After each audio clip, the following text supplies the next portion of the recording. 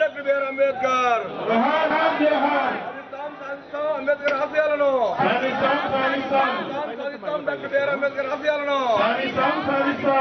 వైఎస్ఆర్.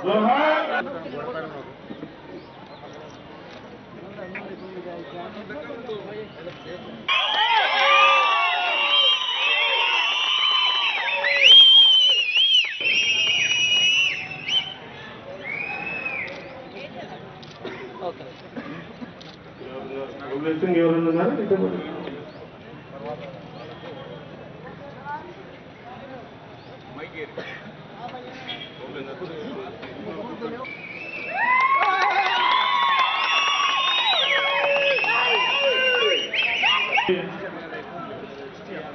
క్రిస్టియానా గారి వేదిక మీదకి రావాల్సిందిగా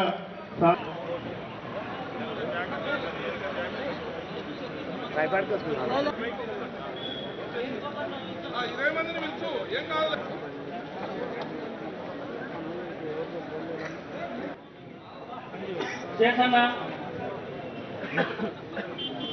ఇటు చూడు అమ్మాయి కొంచెం ఇట్లా సైడ్ ఓకే. కర్మ లక్ష్మణ కమలాకర్ చంద్రన్న రాజు వెంకటేశ్వరు తిరుపతయ్య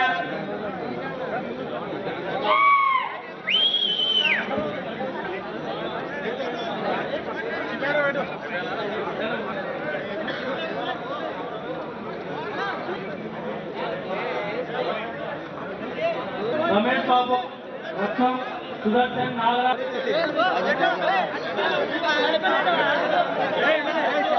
స్వామయ్య నాగరాజు చాలు రాము రంగస్వామి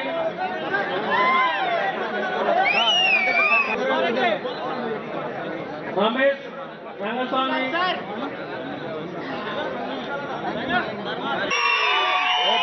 టెలిఫోన్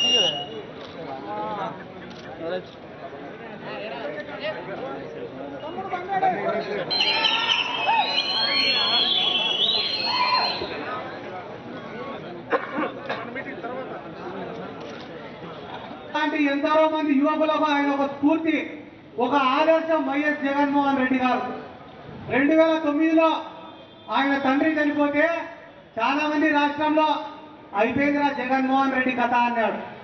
కానీ తండ్రికి ఇచ్చిన మాట కోసం అందరినీ ఎదిరించి ఓదార్పు యాత్ర చేశాడు జగన్మోహన్ రెడ్డి. ఓదార్పు యాత్ర చేస్తే ఆ రోజు కాంగ్రెస్ పార్టీ ఆయనను సస్పెండ్ చేసింది. సస్పెండ్ చేసిన రోజు అయిపోయిందిరా జగన్మోహన్ రెడ్డి కథ అని అన్నారు. అంటే కడప ఎంపీ స్థానానికి నిలబడి 5 లక్షల ఓట్ల మెజార్టీతో రాష్ట్రం కాదు దేశం మొత్తం చూసింది ఎవరు జగన్మోహన్ రెడ్డి అని. అయిపోయిన తర్వాత ఆయన పైన 13 అక్రమ కేసులు పెడితే 16 నెలలు జైలుకు పంపించినారు. జైలు నుండి బయటికి వచ్చే టైంకి అయిపోయిందిరా జగన్మోహన్ రెడ్డి కథ అన్నారు. 63 ఎమ్మెల్యే స్థానాలు గెలిచినాడు, 8 ఎంపీ స్థానాలు గెలిచినాడు. గెలిస్తే చంద్రబాబు నాయుడు ఏం చేశాడు తెలుసా?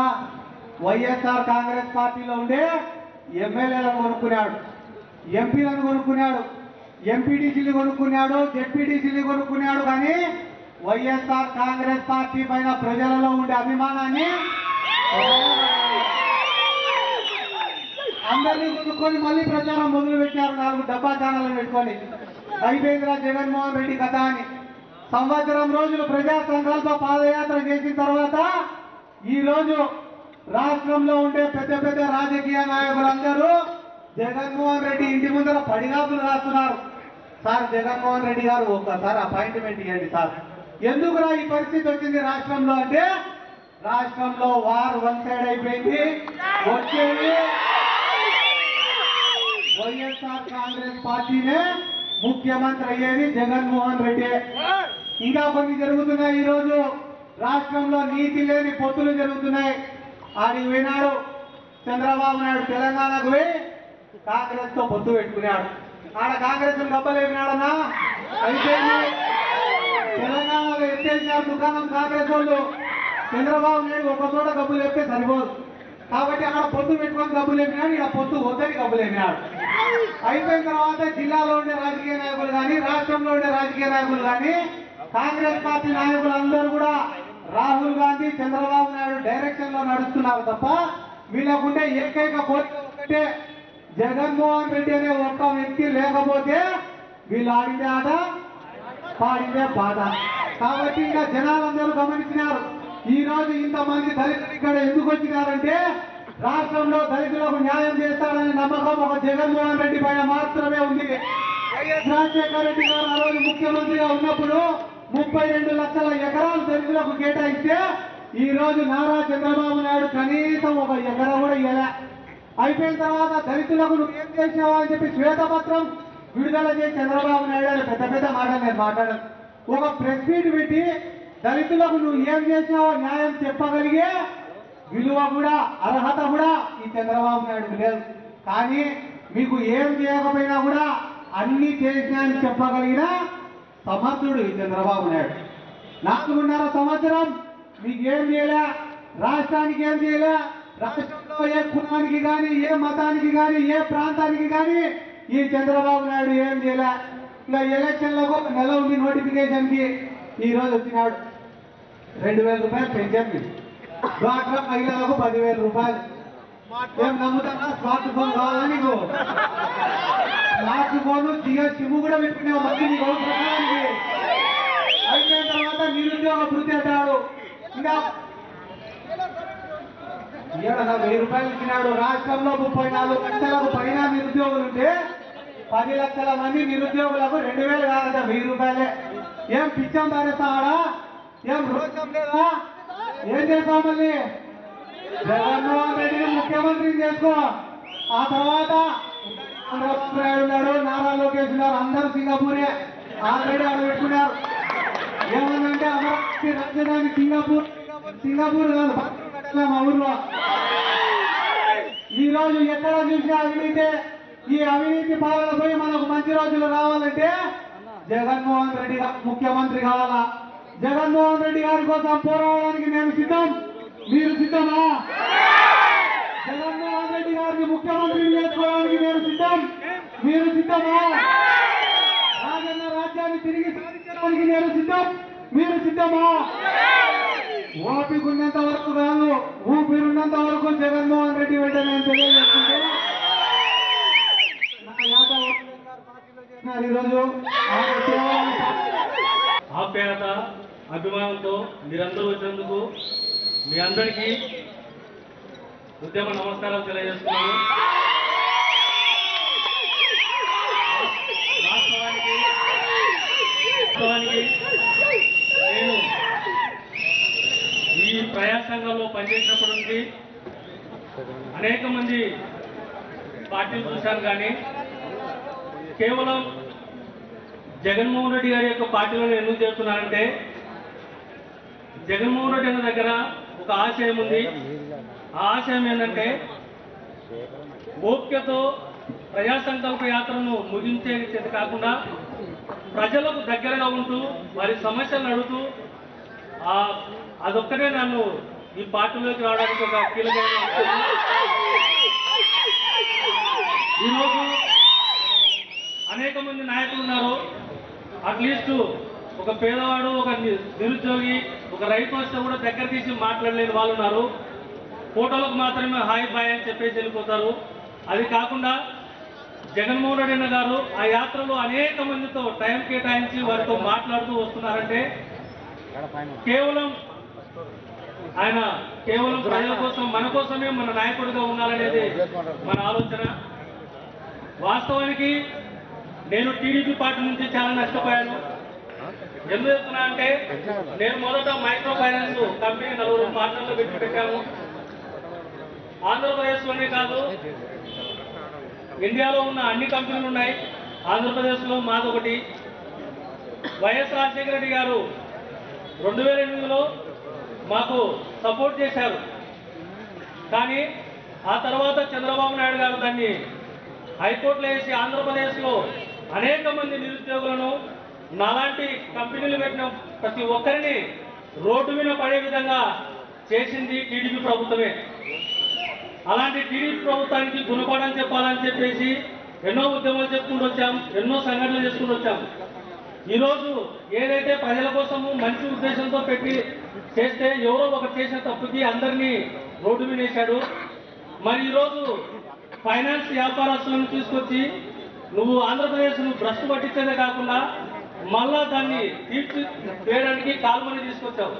ఇవన్నీ కూడా తను చంద్రబాబు నాయుడు గారు యొక్క ముఖ్య ఉద్దేశం ఏంటంటే జనాలను అమ్మివేయనిగినే తప్ప జనాలకు సేవ చేసే వ్యక్తి కాదని చెప్పేసి నేను సభాముఖంగా తెలియజేస్తున్నాను. ఇంకొక విషయం చెప్తున్నాను. ఈరోజు సాదా బైలామా చుక్కల భూములు ఈ రెండు జీవోలు తీసుకొచ్చాడు, ఒక డేట్ ఆఫ్ పెట్టాడు. మేము ఒకటే అడుగుతున్నాం, చట్టంలో ఒక యాక్ట్ ఉంది, భూ యాక్ట్ చట్టంలో ఎవరైతే సాగులో ఉంటారో వాళ్ళకి పట్టా పాస్బుక్లు ఇవ్వాలని చెప్పేసి.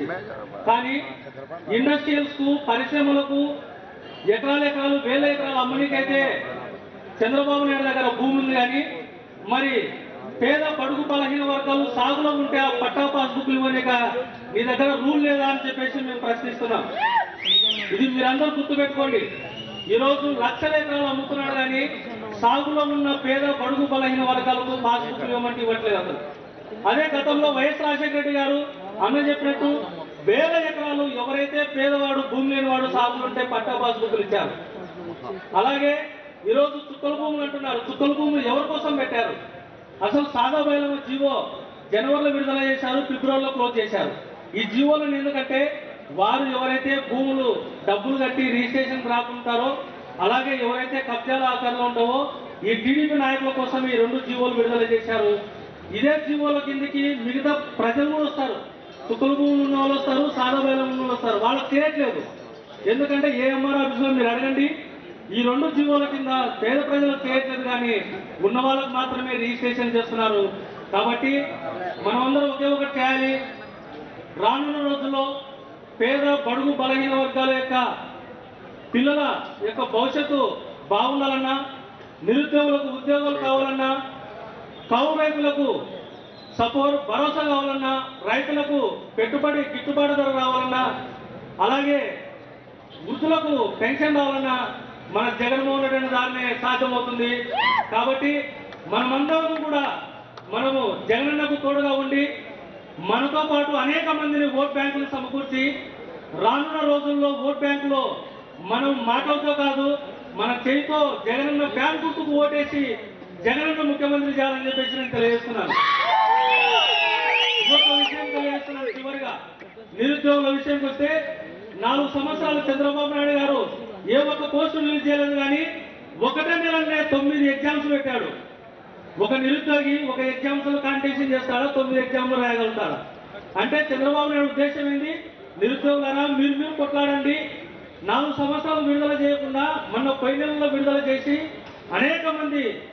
చాలా మంది నిరుద్యోగులను మోసం చేస్తున్నాడు. కాబట్టి జగన్మోహన్ రెడ్డి ప్రభుత్వం వచ్చినట్లయితే ఒకవేళ ప్రతి సంవత్సరం జాబ్ అవకాశం కల్పిస్తానంటున్నాడు, గ్రామాల్లో సెక్రటేరియట్ పెడతా అంటున్నాడు, గ్రామాల్లో నిరుద్యోగులకు ఉద్యోగ అవకాశం కల్పిస్తా అంటున్నారు. కనుక మనమందరం ఏకమై జగనన్నకు ఓటు వేసి ఫ్యాన్ గుర్తుకు ఓటేసి జగనన్న సీఎం చేయాలని తెలియజేసుకుంటూ ఈ అవకాశం ఇచ్చినటువంటి మరి ముఖ్యంగా మెరున్న ఆటలకు సభాధ్యక్షులు గారు అలాగే ఈ కార్యక్రమానికి హాజరైన తెలియపరుస్తా ఉన్నా. నిజంగా ఈరోజు ఈ ఉద్యమం దళిత ఉద్యమం అంబేద్కర్ వాదం జగజ్జీవన్ రావు గారి నినాదంతో ముందుకెళ్లే ఒక దళిత నాయకుడు ఒక పొలిటికల్ పార్టీ వెంట చూడటం అంటే చాలా ఆలోచించి వచ్చుంటాడు. నేను కూడా అతనికి సలహా కూడా ఇస్తా ఉన్నా. నిన్నటి దాకా నువ్వు పనిచేసినటువంటి ఈ ఒక ఎత్తు నేను ఎందుకంటే ఇంతకు ముందు రాష్ట్ర వైఎస్ఆర్ కాంగ్రెస్ పార్టీలో చేరక ముందు ఎస్సీ ఎస్టీ కమిషన్ కి ఉభయ రాష్ట్రాలకు చైర్మన్ గా పనిచేశా. చట్టాన్ని గౌరవించాల్సినప్పుడు తూచా తప్పకుండా చట్టం వైపు నడవాల్సిన బాధ్యత మన మీద ఉంది. ఎస్సీ ఎస్టీలకు సంబంధించిన హక్కులు అడిగేటప్పుడు ఇతర హక్కులు కూడా భంగం కలగకుండా పనిచేయించాల్సిన బాధ్యత దళిత నాయకుల మీద ఉంది. ఆ కోణంలో పనిచేసి నువ్వు ఈరోజు పార్టీలోకి వచ్చావని నేను భావిస్తా ఉన్నా. అదేవిధంగా ఇది ఒక పొలిటికల్ పార్టీ, రాజ్యాంగబద్ధంగా పనిచేయించుకోవాల్సిన అవసరాలు చాలా ఉంటాయి. ఆ కోణంలో నీవు దళితులను సమాయత్తం చేసి జగన్మోహన్ రెడ్డి గారి వెంట నడిపించాల్సిన బాధ్యత ప్రజాస్వామ్యబద్ధంగా చేయాలని నిన్ను కోరుకుంటా ఉన్నా. ఇకపోతే ఈరోజు నీవు ఈ పార్టీలోకి రావటం ఓబులేస్ లాంటి యువకుడు చాలా ఆదర్శంగా నేను భావిస్తా ఉన్నా. ఎందుకంటే ఇందాక సోదరులు సిద్ధార్థ రెడ్డి గారు చక్కగా చెప్పారు. ఈరోజు ఆంధ్రప్రదేశ్ లో భారతదేశ రాజకీయ వ్యవస్థలో అనేక మంది రాజకీయ నాయకులు చూశారు. అంబేద్కర్ గారి ఆలోచన విధానం ఈ రాష్ట్రానికి అవసరం అని కోరుకునేవాడిని నేను. అలాంటి ఆలోచనతో పనిచేసినటువంటి ఏకైక ముఖ్యమంత్రి స్వర్గీయ డాక్టర్ రాజశేఖర రెడ్డి గారు.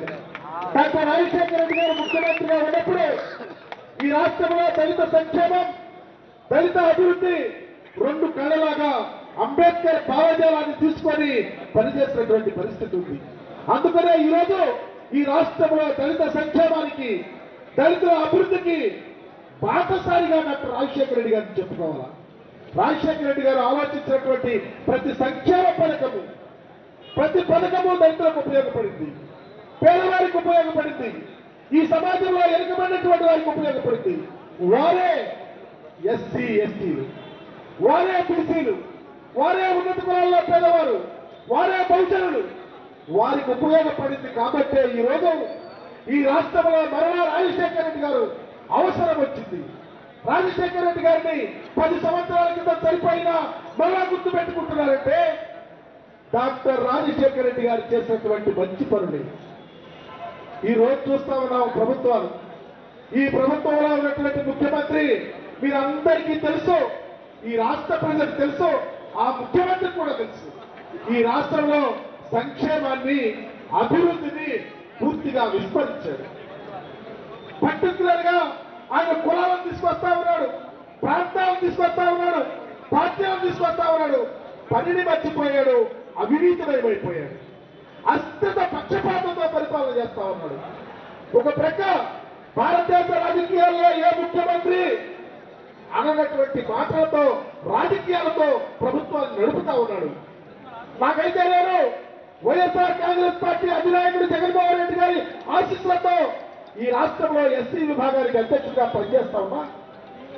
ముఖ్యమంత్రి చంద్రబాబు గారు దళితుల్లో ఎవరు పుట్టాలని చెప్పిన దగ్గర నుంచి ఆవు చేలో వేస్తే దూడ గట్టులు వేస్తుందన్నట్టు ఆయనేమో దళితుల్లో ఎవరు పుడతారని చెప్తాడు.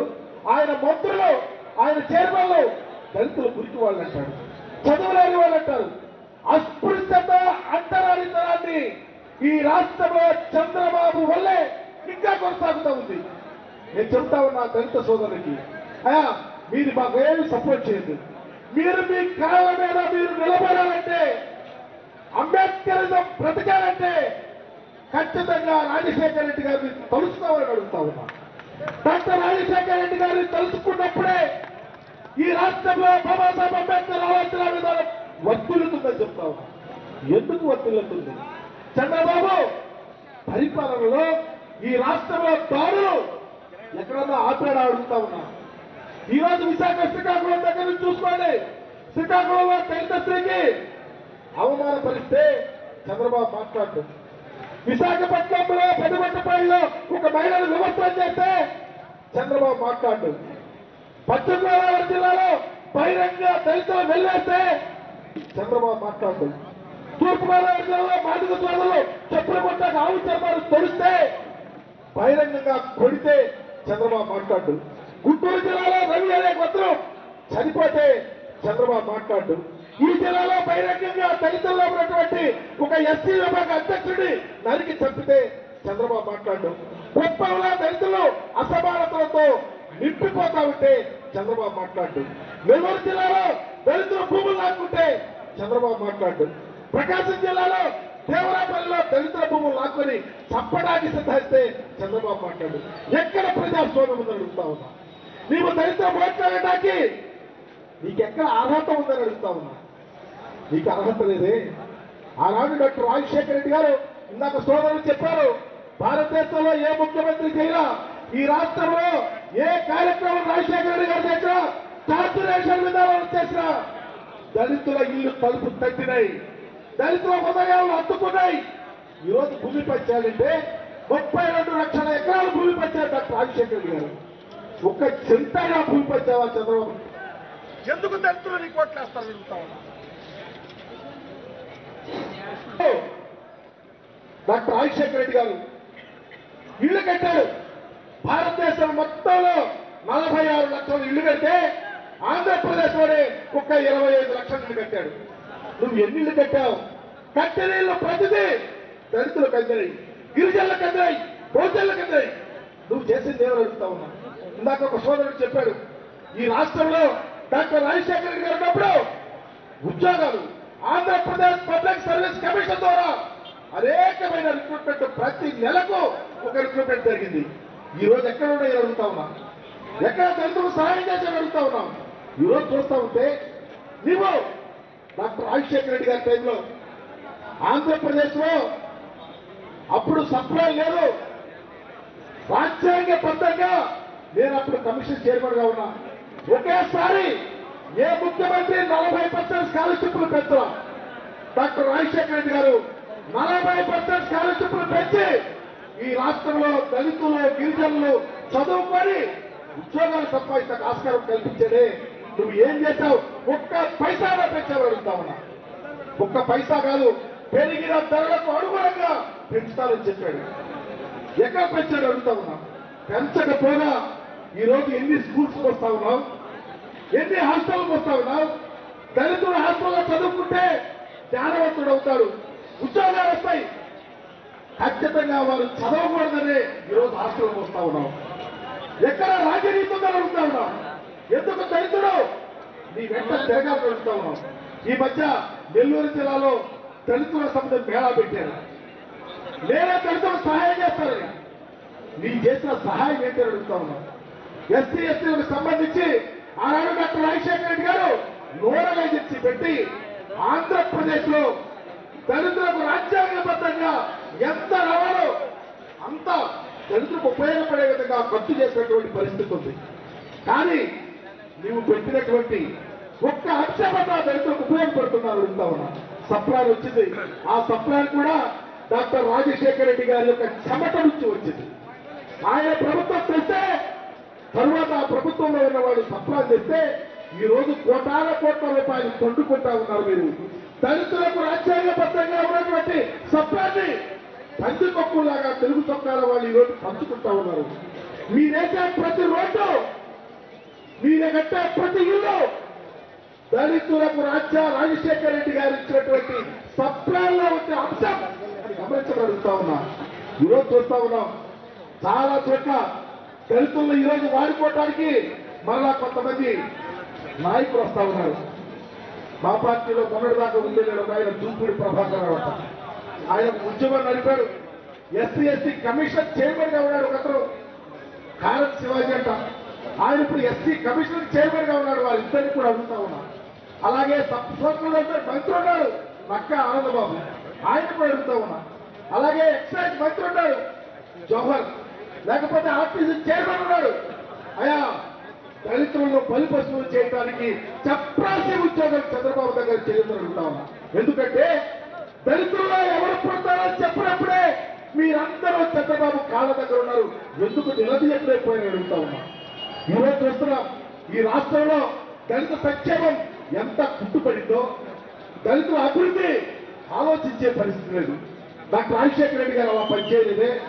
అందుకనే ఈరోజు దళిత సంక్షేమం, దళితుల అభివృద్ధి కోసం జగన్మోహన్ రెడ్డి గారు ఈ రాష్ట్రంలో దళితులకు అండగా ఉండాలా, దళిత సంక్షేమాన్ని మోసే హక్కు పేటెంట్ నాకుందని చెప్పి నవరత్నాలలో పెట్టినటువంటి ప్రతి అంశము జగన్మోహన్ రెడ్డి గారు దళితులకు ఉపయోగపడుతుంది. దళితులకు ఒక అండ. దళితుడంటే అంబేద్కర్ అంటే జగజ్జీవనం ఆలోచనపరుడు.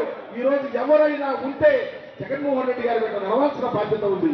జగన్మోహన్ రెడ్డి గారు పెట్టే నవరత్నాలంటే, జగన్మోహన్ రెడ్డి గారు ఇస్తున్నటువంటి 45 సంవత్సరాల వయసుకు ఉన్నటువంటి ప్రతి మేరకు పెన్షన్ ఇస్తున్నాడంటే, ఉచితంగా విద్యుత్ ఇస్తున్నాడంటే అనేక అంశం ఈ రాష్ట్రంలో దళితుల పిల్లలు చదువుకొని ఉద్యోగావకాశాలు రావడానికి బాసట వేయడానికి జగన్మోహన్ రెడ్డి గారు ముందుకు వస్తా ఉన్నాడు. ఈ రాష్ట్రంలో చంద్రబాబు అనే ఒక దళిత ద్రోహి రాబోయే రోజుల్లో పల్లెలకు రానివ్వద్దని చెప్పి ఈ సభ ద్వారా తెలియపరుస్తా ఉన్నారు.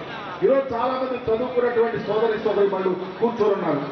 ఈరోజు ఓపీఎస్ పార్టీలో చేరుతా ఉన్నాడంటే ఉరకలేస్తా వచ్చినటువంటి యువతలకు కూడా నేను అదే అడుగుతా ఉన్నా. అయ్యా దయచేసి రాబోయే రోజుల్లో ఎన్నికలు దగ్గరకు వస్తా ఉన్నాయి.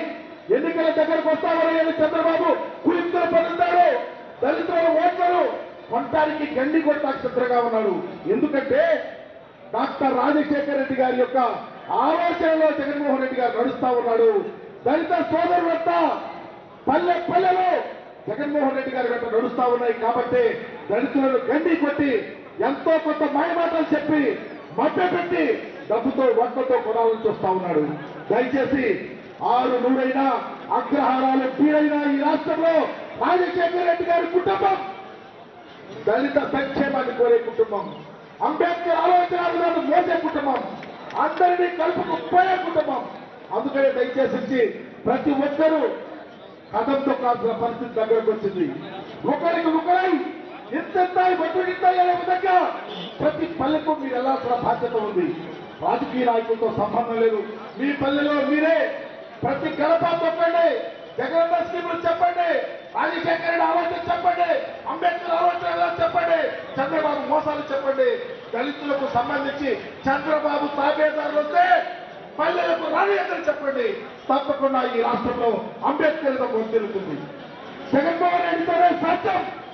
అందుకనే ఈరోజు నేను కూడా ఒక విశ్వవిద్యాలయంలో ప్రొఫెసర్గా ఉంటే, ఆచార్యుడిగా ఉంటే డాక్టర్ రాజశేఖర రెడ్డి లాంటి మహనీయుడు చెయ్యెత్తి తీసుకొచ్చి ఈ రాష్ట్రంలో ఎస్సీ కమిషన్ చైర్మన్ ఇచ్చాడు. నాకేమి ఆస్తి లేదు, నాకేమి అండలేదు, ఏ పరిపత్తి లేదు.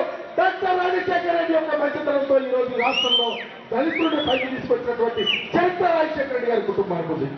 అదేవిధంగా జగన్మోహన్ రెడ్డి గారు కూడా హక్కులు చేర్చుకొని ముందుకెళ్తా ఉన్నారు. దళితులంటే రాజశేఖర రెడ్డి గారి కుటుంబ ఆస్తిగా మీరు ముందుకు నడవాలని కోరుకుంటాయి. సమావేశం ఉదయం అవ్వాల్సింది, నేనే లేటుగా వచ్చాను. పెద్దలందరినీ అసౌకర్యం కల్పించాను. నాకు తెలియక మేనేజ్ చేసుకోలేక వచ్చినందుకు క్షమించాలని కోరుకుంటూ మంచి కార్యక్రమం, చాలా మంది పెద్దలు మాట్లాడాల్సిన కార్యక్రమం, కానీ నాకు అవకాశం ఇచ్చి మాట్లాడితే నుంచి ముగిస్తా ఉన్నాను.